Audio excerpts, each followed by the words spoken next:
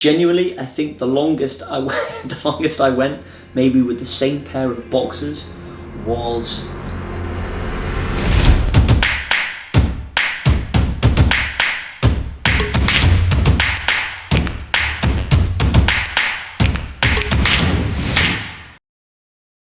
in this video. I've got Jacob sat right behind the camera, who's filming me, who's gonna drag out a list of questions he has. And it's questions from ones he's found on social media, but also questions of his own. And he's going to fire them away to me, and I'm going to try my best to answer them as in depth as I possibly can. So, go ahead. Did you ever lose your mojo when training? And how did you get it back? Yeah, that's a good question actually. Did I ever lose my mojo whilst I was training? Or on expedition? Yeah, or on expeditions. I guess on the expeditions, I couldn't afford to lose the mojo when I was out there. Yes, there was times that there was just none left and no motivation, and I hated it and I just didn't want to be there. You know, I faced all of that. And I remember at one point on the Yangtze River, you know, day 7, I think it was, already being threatened with evacuation, being deported, already lost 5 members of the team, already broke nicely into bear hunting season and the winter season, which was fucking drastic. And I was on the phone to my dad, and that was the first time on any expedition that I said to my dad and to myself, like, what am I doing? What's this for? Why am I here again doing it? Wasn't Mongolia enough? Wasn't Madagascar enough? Why am I here with over 350 days left, you know, of the whole journey? Yet all of this shit's happened. And that was one where I seriously had to get inside of myself and my psyche and be like, pull yourself together and fucking finish what you set out to do. 2 years in the making this is. But it was at that point where I was like, fucking hell, I can't be thinking about this, not now. Yeah. It's day 6 out of 356 days, you know? Yeah. Not fucking now. I've got to really be focused and just tackle it day by day rather than thinking of monumental year-long journey, you know, that's mammoth size. So that's one where I did have to just like give my head a wobble, be like, fucking hell, you stop being a bitch and you get back onto what you set out to do, you know. I really had to talk to myself with that one. And with the training, I think the training, that was my sort of, you know, I was fighting, I was out at 5, 6, 7 a.m. in the snow, in the rain. I was animalistic when it came to the training, specifically with Mongolia, because I was so scared. I was so scared. I wasn't a soldier, I wasn't a desert explorer, you know. And yet I moved back home, £200 to my name, moved back in with my parents, no gym membership, tractor tire in my back fucking yard on the grass where I'd flip it, beat it with a sledgehammer, thinking about wolves, thinking about snow blizzards, thinking about desert storms, thinking about isolation, dehydration, thinking about death, dying, and the pain that I might face if something goes wrong and I miss the point of pickup, the point of evacuation. I had nightmares with fucking wolves surrounding my tent, you know, where I would almost veer out in my dream, in my nightmare, and I could see myself with a knife and a torch and this pack of wolves just being fucking relentless because they're hungry. All of this would face me, and so I almost couldn't afford to let my mojo slip in the training, because I thought if I let it slip here, I'm dead out there. And so no, I would say, is the answer to that question. I didn't ever let my sort of mojo drift. I stayed on it, specifically for the training, because I was so scared and had a lot of doubt, hadn't faced any of the challenges that I'm about to face. And I think that's a lesson for all of us in life. I think we will all face great difficulty, and 9 out of 10 times we just won't have the answers before we do something. But we do it and then we find out the answers. We do it and then we learn what we're capable of. We do it and then we realise that the challenges that we were so scared of are achievable. We can overcome them. Yeah. And I think that's just a part of that fucking human psyche, that growth, that human development, which was what we've needed to evolve. I think there's something deep-rooted within us all. Now maybe we do lose it, but it's stuff like what I've achieved or what other people set out to do. It doesn't even have to be an adventure or an expedition that drags that shit out of you and reminds you it can fucking be done. Next one, nice easy one. What are 3 items you wish you brought on your journeys? 3 items that I wish I took on my journeys. I think for the Gobi Desert, it would be simply more water. Not an item, but a very important thing that I needed when I was out there.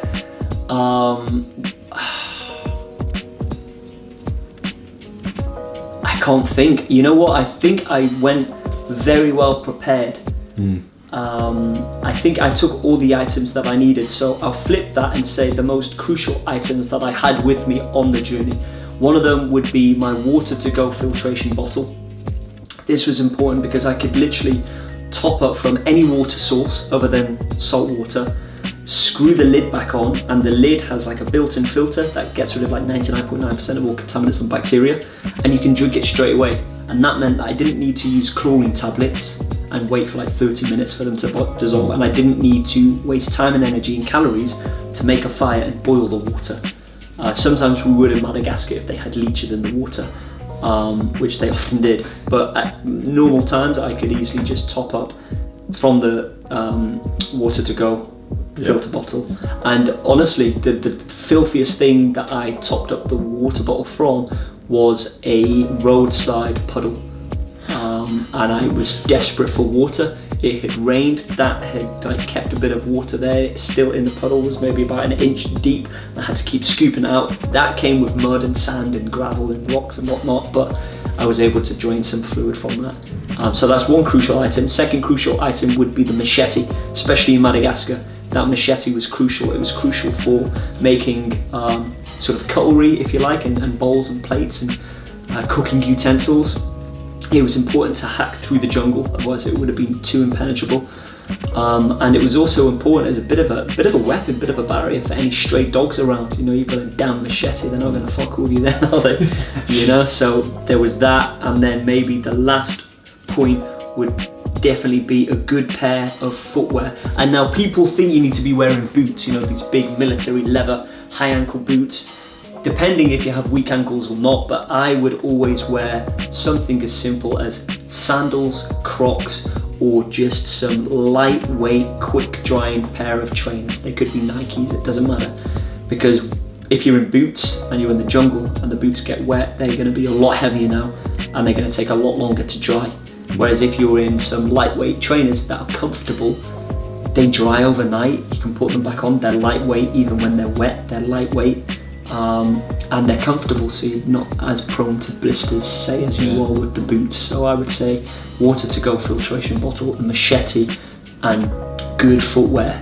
Not the typical footwear, just good footwear. The 3 items that I would always make sure I have on my expeditions. Nice. Why trainers? Is that because you're not going to be able to keep your feet dry even with boots? Yeah, with boots, I think they are naturally heavier anyway. Yeah. They are tougher material, even on the inside, so they will rub. They'll rub down to your bone, you know, when you walk in the distances that I walk. Yeah. And when they're wet, they take a long time to dry. Yeah. And then even when you put them in your backpack and swap them over for some sandals, they're heavy. Yeah. They'll be in your backpack. And yes, they do have that ankle support, so there's benefits to that. You know, scorpions, snakes, there's benefits, but I would always wear trainers, just lightweight, comfortable trainers that were super light. I could run if I needed to. They could dry if they got wet, and you weren't as prone to getting blisters with them because they were a lot softer. Yeah, nice, cool. I think 2. Okay, you want an awkward question? How often did you change your boxes? Okay, yeah. How often would I change my boxes? Genuinely, I think the longest I went, maybe with the same pair of boxers, must have been at least a week. Must have been around 8 to 10 days, I think. Probably flipping them inside out. But it was at a point in the Gobi Desert where water was scarce, and the last thing I'm doing is wasting water on my dirty boxer shorts. And so I would wear those same boxer shorts, and I got pretty nasty. And honestly, socks as well. At one point, the socks were just rock hard. You know, rock hard. Yeah, it was filthy. And in Madagascar, I couldn't get away with doing that because in Madagascar, you're in a jungle. Jungle has like more bacteria, more fungi that likes to invest in. It likes to grow. In even like your beard, to be honest. Yeah. I could let my beard grow out in Mongolia, and I wouldn't like to, because my beard isn't great, but in the Madagascar jungle, I'd have to cut it off. Yeah. I'd have to, because you don't know, there could be leeches inside, there could be like bacteria growing, fungi growing, and it's good to be not only clean in the jungle, but routine and regimented, where you do actually wake up, you have a shave, things are clean, things are like where you want them to be. You become a little bit OCD actually in the jungle, I'd say. Whereas in the desert, it was like, there were no rules. And I remember feeling filthy. Now, I don't know if this was down to my smell or not, but I remember a local pulling over in a vehicle. I hadn't seen a local in ages. There were two like fairly pretty girls in the back seat. There was a local guy, he came out, he greeted me, but I had flies all over my trailer, because the trailer was filthy, flies everywhere. And flies were on me. This was a particularly weird day, and he couldn't stand it. I wanted to talk to him, but he had to leave. The flies forced him back in his car, and he drove off, and I was gutted, because I think that was the first local I saw in maybe 3-4 days.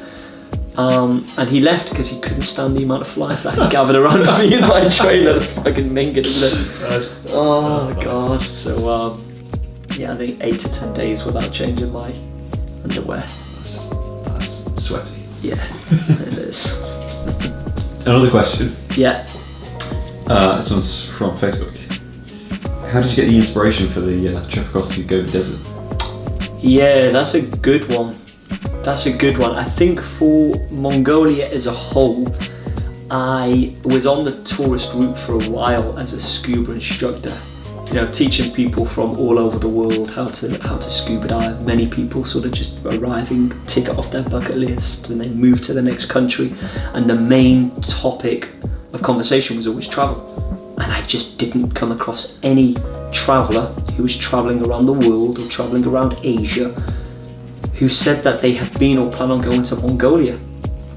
And I was just like, why isn't, you know, even Kazakhstan, I came across a few that had gone to Kazakhstan and travelled there, but I was like, why isn't Mongolia popping up? And I was always fascinated with Mongolia from a young age. And then seeing The Way Back, the movie, how they tried attempting to cross Mongolia. They were trying to escape a Siberian prison camp, and they crossed across Siberia, Mongolia, China, and then like went back home to Europe. It was during the Second World War. And in the movie they all survived, but in the book they all died in Mongolia. They all died, perished in the Gobi Desert. And it was just Mongolia being so unfamiliar. I was super curious, and it was home again, you know, to the Altai Mountains, the eagle hunters, the Gobi Desert. It was extreme, very small population living there, and it was probably my age and wanting to go from being a boy to a man in the harshest way possible. I had done many different adventures across Southeast Asia. I trekked the Himalayas illegally and cycled and hitchhiked across Australia. I had crossed into Myanmar again illegally, learned how to survive in the jungle with a Burmese hill tribe. So I think all of these mini adventures played an important part whilst I was now currently living in Thailand as a scuba diver, fighter.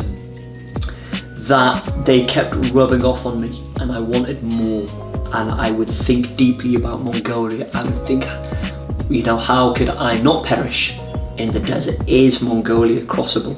How many days would I go without coming across a local? You know, do I have what it takes? Why has a Navy soldier attempted, and they're like some of the toughest badass men on the planet? Why is someone from the Navy failed on all 3 occasions? Where did he fail at? And with the right planning and preparation, can I complete where he went wrong? Can I do it? And I think all of this played a crucial part from different avenues. And I was training as a Muay Thai fighter, and I remember fighting the Thai locals, thinking if I can't beat him, forget facing the grey wolves of Mongolia. You know, so it would almost spur me on to win fights, to train harder, because I was now preparing for something much bigger than myself, much bigger than these Muay Thai fights. And I think it honestly, it distracted me to a point where it started to become dangerous. I would be scuba diving with students behind me, their first time scuba diving, and my mind would often drift to Mongolia, and I'd have to shake myself and go, fucking hell, if something goes wrong and one of these students panic and bolts to the surface or dies or whatnot, and I'm there thinking of Mongolia, it was almost like I needed to rid it out of my system. And rather than wonder and think and contemplate, oh, I think, you know, I wonder if I can complete this journey, I wonder what it would take, I wonder if I'm the guy to do it. Stop that, plan it, get ready, fucking get out there and see if you can do it. And it got to a point where I just quit scuba diving. It was getting too dangerous, my mind was drifting, and it was so focused in on Mongolia, I now needed to act on it. Yeah. So I think it was lots of little things that were inspiring me, poking me and prodding me to see if I could do Mongolia. And ultimately it kind of felt like my destiny, because I completed it, became, you know, in the history books, the first person ever to cross it solo and unsupported. So I needed all of those pokes and niggles beforehand, you know. Amazing. Even though I was shit scared, because I never knew what the outcome would be. But I think all of those individually were big inspirations for me getting out there and attempting the Mongolia journey. Awesome. Man, good questions. Great Good questions, and we've got more coming. I think this is a part 1 of a part 2, because we've got so many more questions coming in. And if you guys have any questions, drop them in the comments. I'll be answering them in the next video. Don't forget to share, like, subscribe, and I look forward to seeing you in the next.